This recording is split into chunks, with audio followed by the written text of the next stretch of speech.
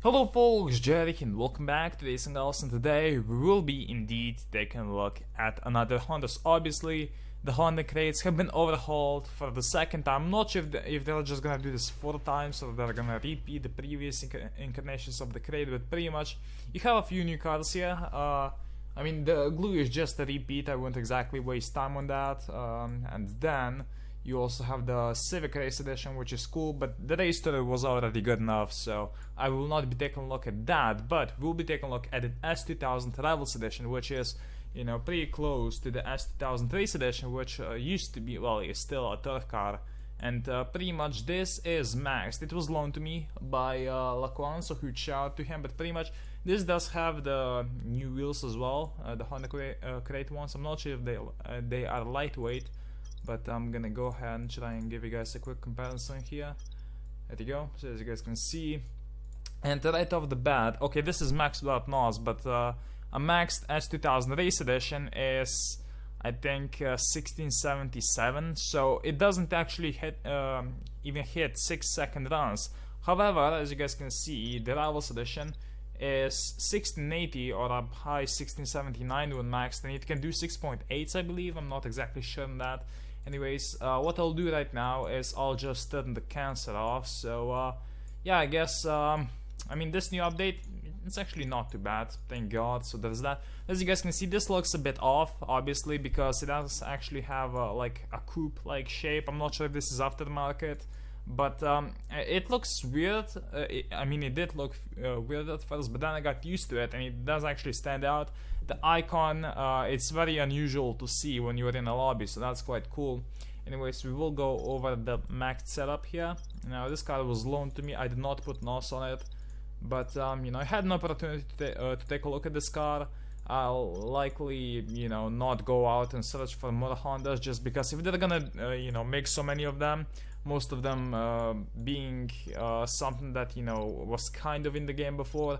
For example, you know, the Civic had the Race Tourer, the NSX G3, you pretty much had the same thing last week. And this one, you know, the S2K Race Edition, which has been cloned a whole lot, so these are definitely more valuable. I'm not sure if, like, the best attribute of the S2000 Race Edition was that it was a lobby killer in the 63 and the 68 lobby before they changed the lobbies. I'm not sure if that's still the case now, but I'm not exactly sure if this one will be able to kick as much ass as that one was able to. But still, it is fast and max, so it might just be better in lobbies as well. Then again, I don't exactly give a shit about that. In fact, I didn't actually know how to drive the S2000 Race Edition, but from what I've seen on YouTube, it is quite even, so there you go. I mean, personally, as far as looks go, I would probably prefer the S2000 Rivals Edition, just because it looks, you know, different, and I do quite like that. So as you guys can see, engine damage 114.5. if you guys, you know, want to match that. I think I do have the best possible setup for this car. Also, I'm not sure what these rims are, but they're not completely glitched, which, hey, that's not bad, honestly. Are these rims still glitched? Yeah, okay, kinda, whatever. Let's not get into that. I'm just gonna go over the aero parts here. I don't think any of them are available, but you know, it does actually look pretty fucking beast, so I do like that. There you go. Now, air shower still not working, so I'm gonna go on my phone and explain how to run this car. Let's do that. We are loading into a lobby now. Hopefully we're gonna get a few free runs pretty instantly, because this car does, obviously, as it's new, attract quite a lot of attention, and I'm not sure how rare this will be, but you know, currently this is the only one I've seen in a lobby so far. It's just because my friend, you know, passed it to me, so it's a car that a lot of people are gonna want. I personally would definitely trade the Race Edition for the Rivals Edition any time of the week, but that's as of right now. Oh, that's not, it's not gonna be the smoothest experience ever, but it's not like, you know, it's gonna make a whole lot of difference. It might, though, we'll see. Okay, so the release, oh my god, I just saw that reaction time, but yeah, I have an excuse, I'm awful at this.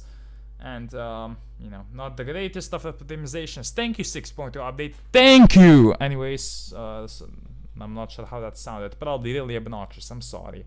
But pretty much this car, the release is same as the McLaren 12C, maybe just a bit after that. So it's mid to late, first light, and after that, I think the first gear is late, and after that you shift at 8200 RPM. So same as the race edition, pretty much, except that this is, you know, a faster version of that car, which people really did like. I never really raced them, but you know, people did praise them for being pretty damn awesome, and that's the case with this one as well. Okay, we do have a wait, is that matte? It looks matte, even though the icon looks glossy.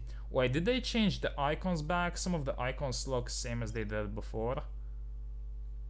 Like some of them, the sign looks as it did before, but the Pontiac here looks new. I don't get that, and they kind of look matte, even though, you know what, this is getting confusing. Anyways, my car is matte white anyway. New challenger. Okay, we're gonna have another run, and then I'll stop sucking. So, you know, obviously this is the last run. But, okay, yeah, I mean, all paints kind of look matte, which, that's weird. Maybe just an Android glitch? I don't know. Okay. That sucked. I'll try to have another run then. But yeah, as I've said, I'm not too great playing on you know, bullshit FPS, which it's not an actual FPS count. That was a shit joke, but yeah, it runs like shit. It still does. It's why I was super disappointed yesterday. And the game is perfectly fine on my iPad, but you know, maybe I'm just gonna like buy a tripod for my phone so I can record what I'm doing on the iPad and avoid all the bullshit like this, which, I mean, honestly, that might not be a horrible idea. I might just do that. Anyways, let's see what this guy wants to do. No, he's busy. Again? Okay, busy. New challenger. Okay, whatever. Let's have one final round then. I am so sorry for sucking with this card because I really do quite like it, and I'll get to rating it in you know, a second. Okay, holy fuck! Not even one reaction time was below 0.1.